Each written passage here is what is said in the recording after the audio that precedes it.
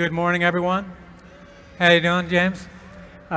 Great to be here. Let me thank Taka for this incredible show. I've walked through it. It's quite impressive. It's beautiful to see Thailand getting behind creative industries, creative economy. It is the future. It is what we all need. This question about global diplomacy, cultural empathy, what I know from it is the experience of doing it at the New York Film Academy for the last 33 years. So from my perspective, really has to do with seeing thousands and thousands of students from all over the world go through an experience together of creating original work. I'm going to start, I think I have a slideshow. I'm going to, bear with me, we're going to watch a little video that sort of overviews the New York Film Academy. I think it's important you know a little more about who we are. Hi, my name is Michael Young. I'm president of the New York Film Academy, and I'd like to welcome you to our video. Over the last 2 decades, the New York Film Academy has become one of the most prominent institutions of visual and performing arts education. We believe in learning by doing. You're going to start on your first project, day 1 of the program. We want to help you find the best program for you.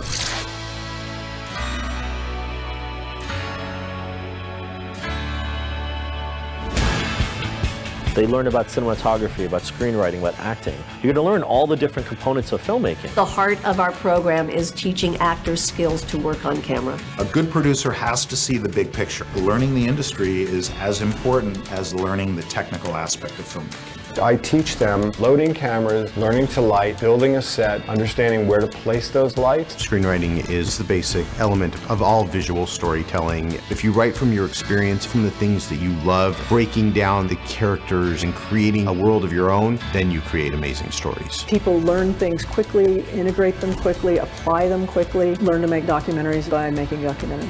You are learning how to dance, you are learning how to sing, you are learning how to act. With teachers who are on Broadway, so they can tell you, no, this is what happens when you walk in the door. Animation today is so universal. You have to consider the global marketplace. There's limitless potential with animation. The main takeaway is you're going to learn how games work as systems and be a very facile and capable system designer. Journalism helps us figure out the chaotic lives that we live now. We can start to make sense of what's going on around us.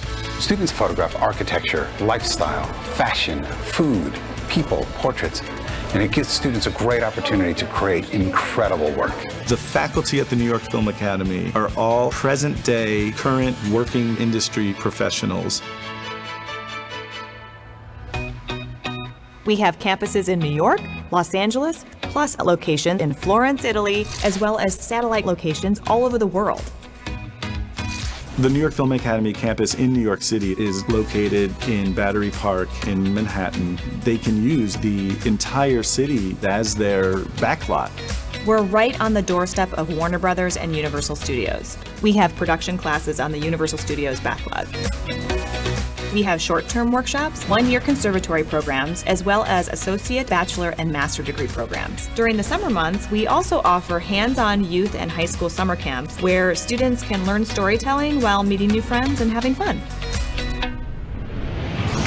The facilities and equipment we have here at the New York Film Academy are incredible. We strive to have as much cutting-edge equipment as possible so students can attend our program, learn the equipment, and then go and start working. New York Film Academy Industry Lab. It is an opportunity for students to gain professional experience. We help our students every step of the way. We offer services for housing, financial aid, international visa applications, as well as career and veteran services. One of the most thrilling experiences for our students is our guest lecture series.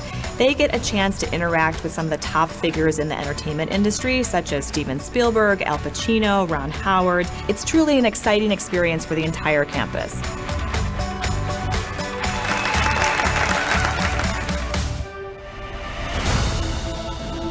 The most important thing for any discipline in filmmaking or related arts is to tell a story. The story. Story. Story. Storytelling. Story. Story. Story. We're cultivating storytellers. The student body feeds the energy here from more than 80 countries. We have students from the United States, Australia, Russia, China, Africa, Latin America, the Middle East. They bring so many different perspectives to the work, it allows our students to develop an international network. I got my diploma. You're on our way. We've been honored to teach so many talented students who go on to work at every level of the media and entertainment industry.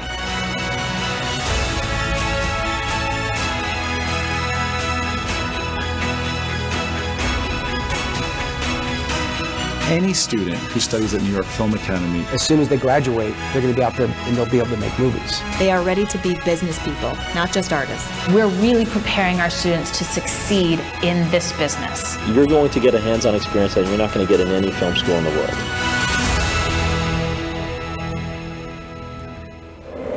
Thank you. So hopefully you took a couple of things away from that promotional video. It's about storytelling, and that's part of our subject today. Also, you may have noticed that I've shaved that mustache, and I hope that was a good move. So when I watch this, I kind of see what we've become. It's not where we started. This is now, you saw we have things from teaching kids up to people earning Master of Fine Arts degrees, but it didn't start there. It started with a workshop. Before I came to Bangkok a couple of days ago for my very first time, I was in my office and I took pictures of a couple of things that reminded me of how we started, the beginning of our story. So the BMW. There's 3 of these on our campus, and what they remind me of is where our founder, who brought me into NYFA in 1992, before it opened, how he started. He was a runaway at 14, joined the carnival, and this was the kind of bike he rode around the track, and how he started to develop his own journey in his life. So we have a few of his motorcycles still in the school. Another one, and the passion for film. This painting was painted by a parent of one of our students as a gift to us, and it kind of covers the areas that the origin of NYFA. Directing, you see the director, you see the guy with the money in his pockets, the producer. You've got the cinematographer, you've got script, and you've got sound, and of course the actors. And those are the key disciplines that we think of as the film arts or movie-making disciplines. That's him. So Jerry was a self-made guy. He grew up very poor in Brooklyn. As I said, he took off at 14 and found his way in the world. He eventually got into textiles, and that led into the movies because he was able to acquire the rights, film rights, for some key properties. This picture was taken in our first year of operation. I took the photo. That's one of our first cameras, and we were in the Tribeca Film Center there where we first started. So Jerry, like I said, he got from textiles to movies, and this was his sort of big credit, The Hunt for Red October. Most of you may have been born after that movie was made, but when we started, it was still, pretty fresh, only a few years old. And that's me. That's what I looked like then. So what about me? My parents were professors. I grew up around academics, but I always wanted to make movies, take photography from a very early age. I started shooting Super 8 movies when I was little, and then when I went to college, I started really making films and started to work in films for a few years, and went to graduate school at NYU. And when I finished there, it was about the time that NYFA was about to launch. And this was our very first ad poster. We still made posters then. And that was our identity. We were doing film, hands-on intensive workshops. So I was one of a few people who tried to figure out how do we create something that is an alternative to what was done in the big universities. So you had NYU, where I got my MFA, USC out in LA, UCLA, Columbia University in New York. Those were sort of the big film schools, were in those universities. And so we wanted to do something a bit different. We wanted to create the most intensive, hands-on workshop where students could, from the very first day, get their hands on the camera, and by the end of the first week, make their first film, and do that repeatedly throughout a program. So every week we'd provide new challenges for them, and our first programs were about 8 weeks long. Every student who would come would make 4 of their own films. They'd work on a small crew and rotate positions so that they'd come out with the 4 films that they made and have worked on like another 12 films of their classmates in roles like cinematographer, gaffer, the person who does the lights, and the other key set roles. So this program, the intensive filmmaking program that started in New York, led to us moving into our own building in Union Square in Manhattan, and then opening up, and then our students shooting in Times Square. As you heard in the video, our backlot is New York City. And then opening in LA, originally at Universal Studios on the backlot itself, and now in our own space. And this is students shooting on the backlot.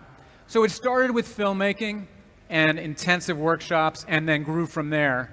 We saw that our approach, which gave students, again, immediate access to actually doing it. The way to learn to make films is to make films. The way to become a director is to direct. So we wanted to give students those experiences, and we realized that what we could do in film, we could do in the many other disciplines. And at first it was acting, screen acting. It was producing, cinematography, editing, so the key positions of making a movie. And then we started to see that we could apply this to other creative arts fields. And that's where you started to see things like musical theater. We were approached by NBC News, one of the largest news organizations in the States, to create for journalism what we did for film. How could we train new journalists for the digital age of journalism through actual experience of doing the work? And so we created a program with NBC, and that's our, now we call multimedia journalism program.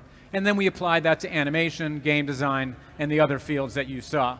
And we realized that this passion for telling a story, for expressing yourself through film and the related arts, isn't just limited to adults, and we opened up camps, and it's not just for people who want to do an intensive workshop, but people who want to earn a degree, whether that's a bachelor's or a master's. So over these years, we became a college and then a university, kind of starting to look a little bit like the thing that we wanted to be an alternative from.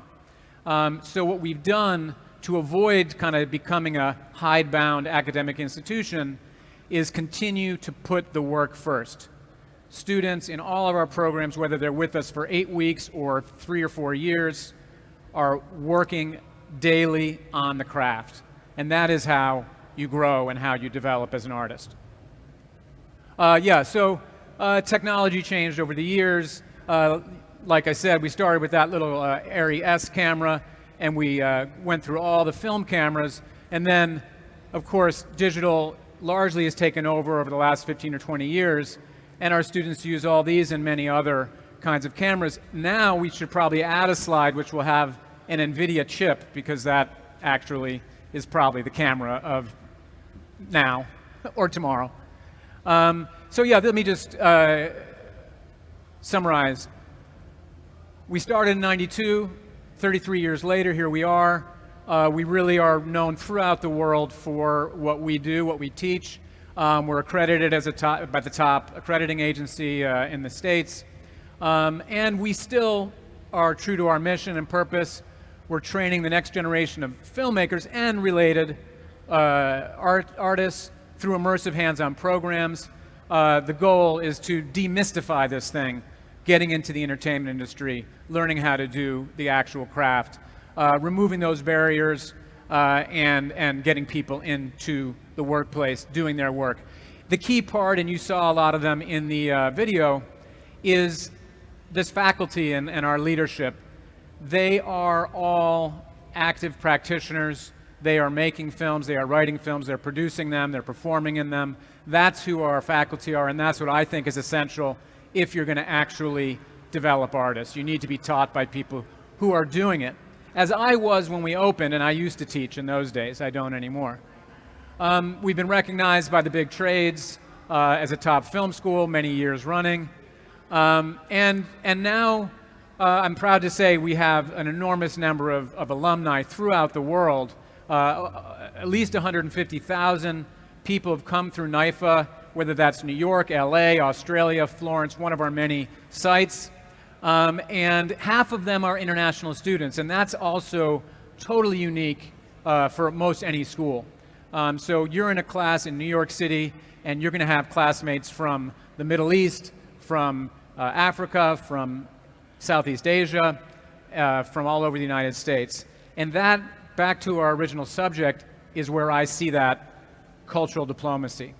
Because it's one thing to make a film, which you ought to do, about your community from your perspective, telling your story.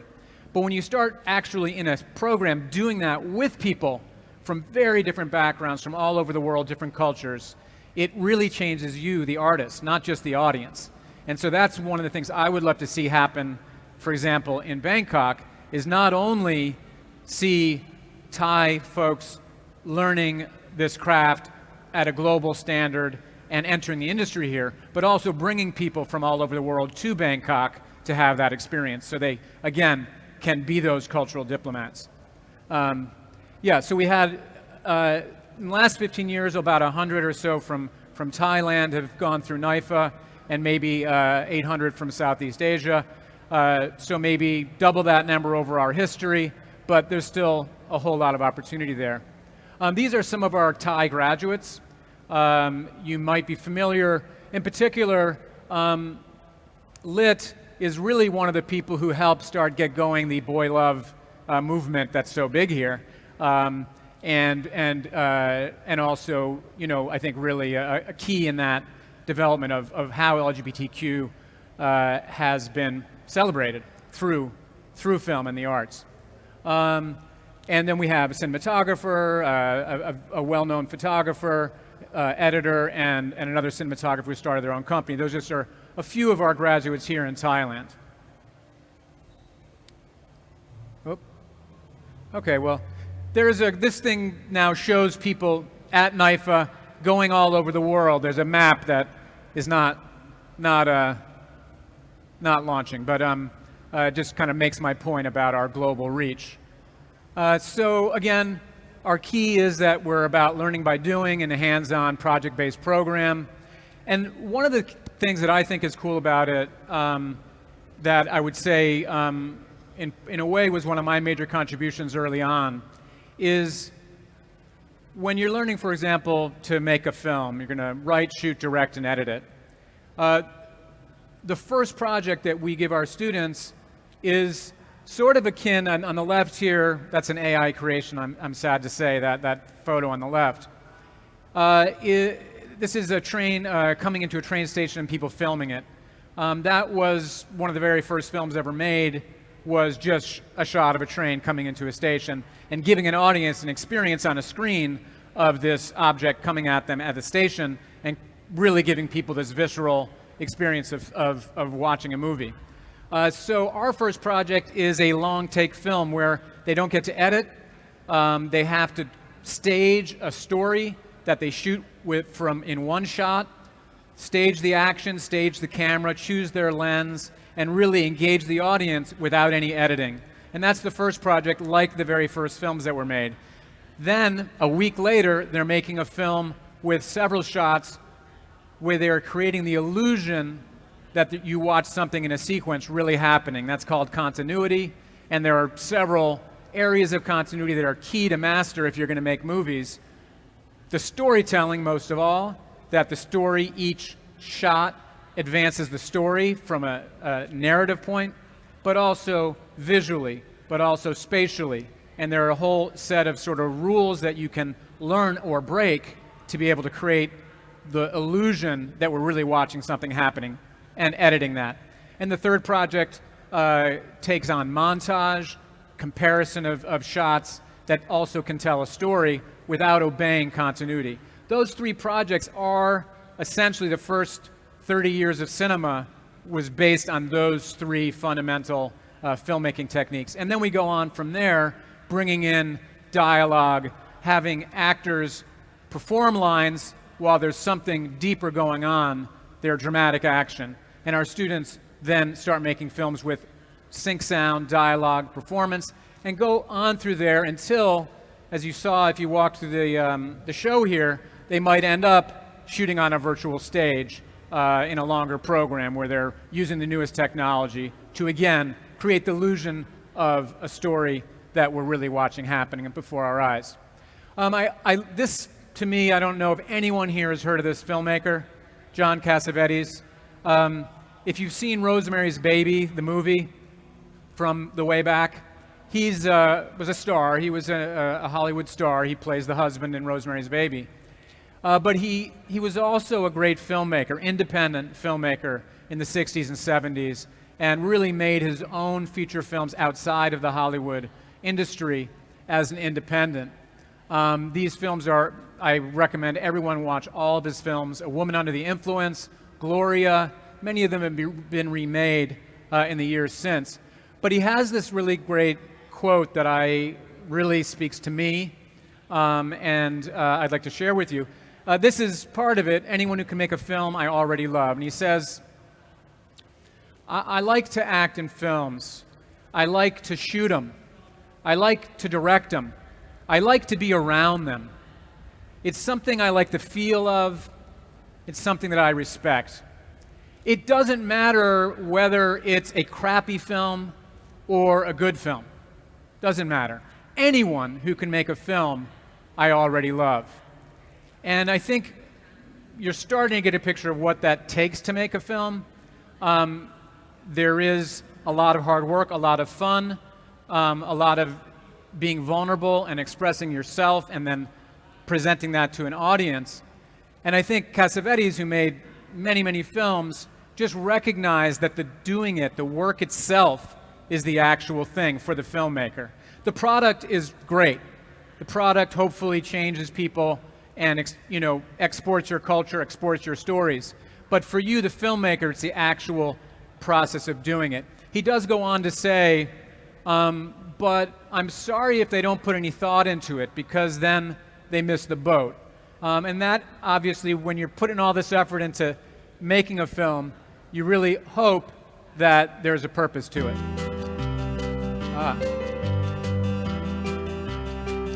My name is Gary Venturgate. I'm a documentary graduate from the New York Film Academy.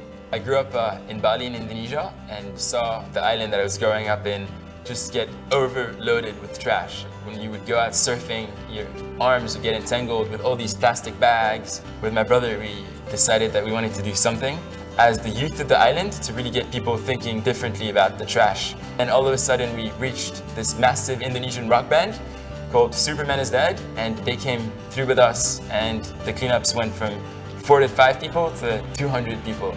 That really empowered me as an environmental activist, really to use camera as the media weapon to get messages out there. The New York Film Academy gave me all the tools to produce, shoot, edit, all in one, but also working with the amazing teachers and masterclass professors who would come and they'd have Oscars. And so to have them watch over our work has truly been an amazing experience.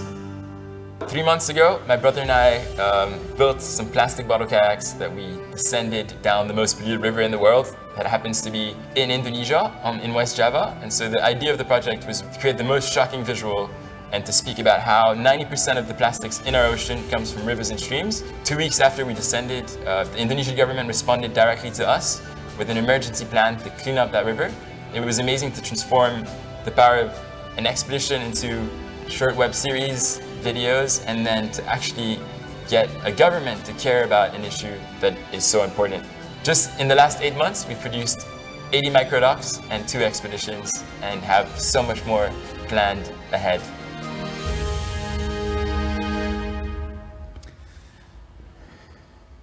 Thank you. And Gary has really become prominent in that, in environmental activism. He was presented at Davos with Greta. He's from this film, his filmmaking, he's really now having an enormous influence. You know, it's very powerful to see, and you wonder, you know, is it just exposing, oh, there's a lot of plastic in the river and it's horrible and fish are dying and it's bad for the environment, and okay, let's change it. That isn't actually, I don't believe, what makes for change. It's actually Gary and his story. What makes his films, his microdrops compelling is him, his journey. And so that kind of brings us back to this question. I've mentioned several times storytelling, but ultimately, what is that? You know, what is it that creates the empathy that an audience will really care and maybe do something different in their lives because of watching a film? And I would put forth it's really the elements of story. And I would usually ask for audience members to give me those elements. I'll save you that, and we'll go quick because I think I'm actually running out of time here. First element of a story, it's fairly straightforward, most people. Some people will say beginning, middle, end. That's the plot, that's not really the story. So what is it? It's Gary, it is the character. And that character typically is human, but does not have to be human. If you've seen Everything Everywhere All at Once, you know that a rock could be a character, and there are movies where rocks are the character. And you could really care a hell of a lot about that rock. It can be done, if you're a good filmmaker. There's a character. And there's a second element that we really relate to as humans, as people, is that character really, really wants something. Gary really wants people to know about the pollution in the rivers, and he wants to clean them. That's his objective, his want. And if it was as simple as that, the story would be over, and there wouldn't be a lot of drama, a character with a want. But the key piece, of course, is that there's something standing in the way, and that's an obstacle. It could be a person, it could be the environment, it could be any number of things that, it could be internal, that stands in the way of the character reaching their objective or getting what they want. This creates conflict, and that's what story is born of. The rising conflict keeps you engaged, and the resolution of that conflict is the arc of the story. Oftentimes what happens, and I can't speak for Gary, I won't, but he wanted one thing, and that's typical in a film, that the character wants something, and that becomes pretty clear what they want. But often they don't get it. And what's usually revealed is that there was something deeper that they needed. And that's sort of the classic drama. And so for Gary, I don't know, I mean, if he was a different person, he might say his real need was to get up in front of the world and be prominent. That would be a kind of fairly negative characteristic. That's not who he is. But what else is there in there that makes us really care about Gary, that he's connecting with people beyond his simple desire to get out there and call attention to the problem of the rivers? Not sure we have time for this one. I'll do quickly. Oops. Okay. They're not loading, so I have a couple of examples of students' films.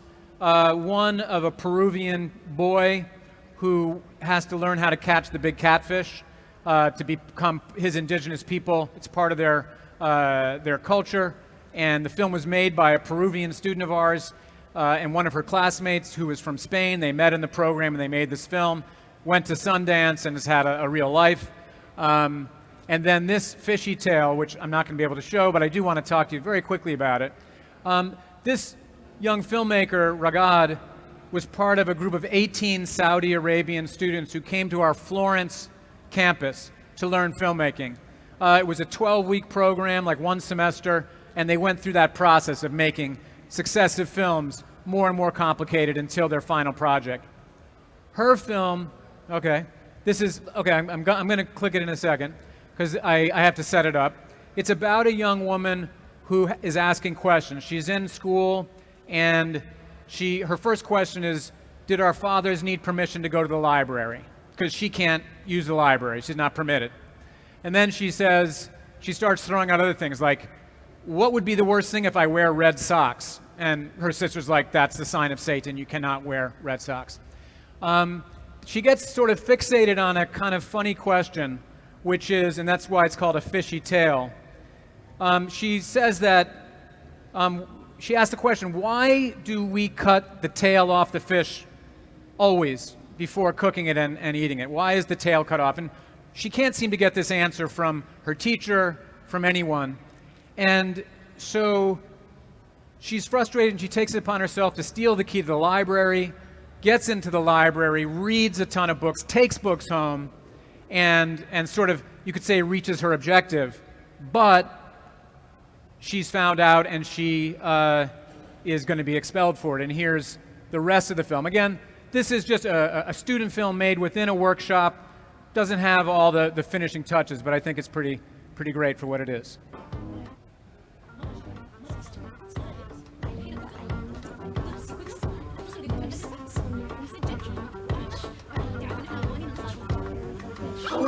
نفس الشيء؟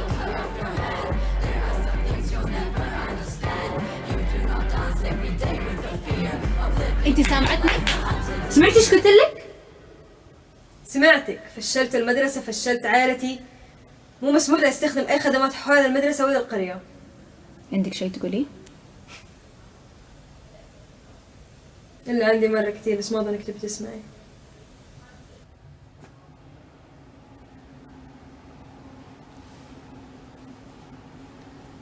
جيبي كرسي وتعالي. إيه بس شكلي. جيبي كرسي وتعالي.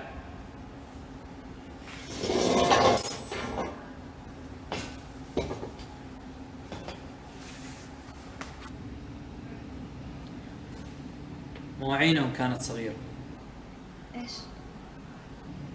مواعينهم كانت صغيرة، عشان كذا كانوا يقطعوا ديل السمكة ويحطوها في القلاية. أنت كنت عارف. دقيقة، يعني أنت كنت عارف وخليتني آكل كل ذا الخرع على الفاضي؟ على الفاضي؟ صح أنا ما توقعت كل ده يصير. ياسمين، مهما كان في جواب عمره ما كان حيرضيكي. كان عشان قلاية صغيرة. لا مو عشان قلاية. كل شيء حولك هو ديل سمكة تاني. الجواب اللي تدوري عليه هو موجود هنا.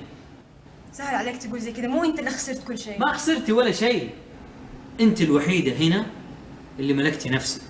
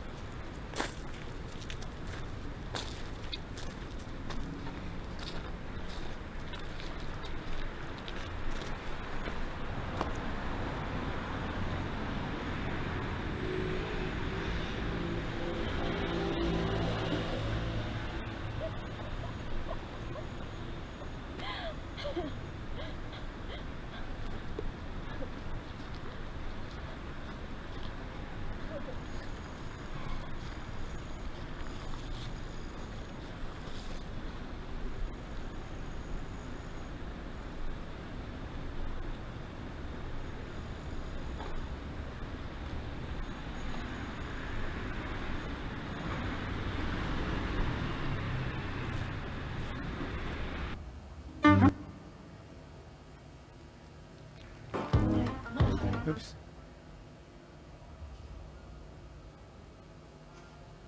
So I find that quite powerful.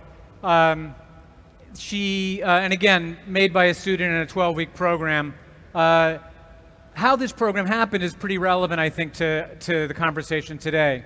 MBC is the Middle East Broadcasting Corporation. They decided that it was important for Saudi young aspiring filmmakers to get the kind of education that we provide. So they sponsored the entire program and covered all the expenses for these students to travel and stay and learn their craft. We have now in Saudi Arabia an enormous number of graduates working, creating the new cinema in Saudi Arabia, and it's thriving. And we have many hundreds of Saudi students there. What I like about her film is I think it really does touch on some powerful themes in a sort of roundabout way, in a kind of, it's not a direct challenge, but it allows you to see how a woman in that culture might start to try to take control of her own, destiny and her own mind. And I think that's what her catharsis there at the end is, like, she realizes what she really got.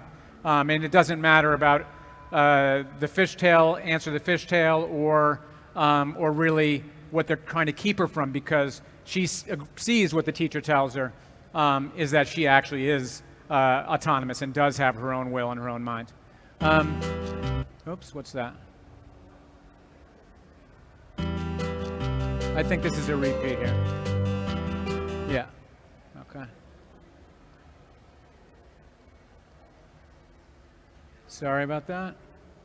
We're going backwards. Okay, there are a few more slides at the end. There's like 3.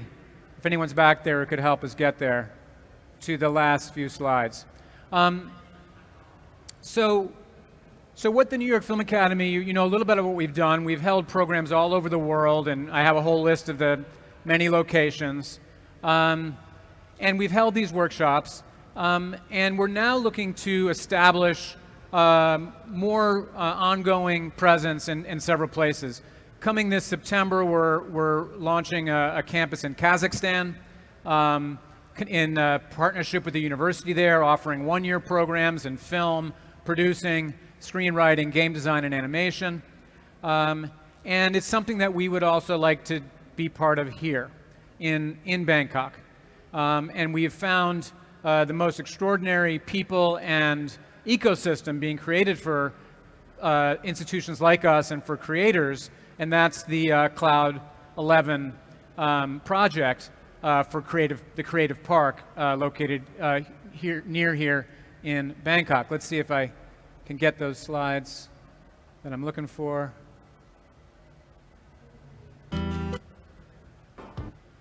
Ah, wow, okay. Okay, I won't belabor this too long. This is one of our graduates, Mohammed Diab. He is the first ethnic Arab person to helm a Marvel franchise, which is Moon Knight. If you're familiar with it, it's a Netflix series about a superhero who becomes part Egyptian god. He has a multiple personality disorder. And Mohammed is one of our graduates. He made a few films back in Egypt after he graduated, and then got this incredible opportunity to helm the Moon Knight. He spoke to our students. Okay, that's missing, but so this is where I was at. We're training an org force, also a workforce, working with Netflix in several places, including Bangkok, actually. We trained assistant editors for Netflix here, as well as in Indonesia and India. For Ukraine, we did producers, cinematographers, writers, and in Kuwait, we had a special project that was developing 6 screenwriters who were getting their films made by Netflix, and we partnered in that training. So back to my point here, we're hoping to be part of things here, and we plan to be at the Cloud 11.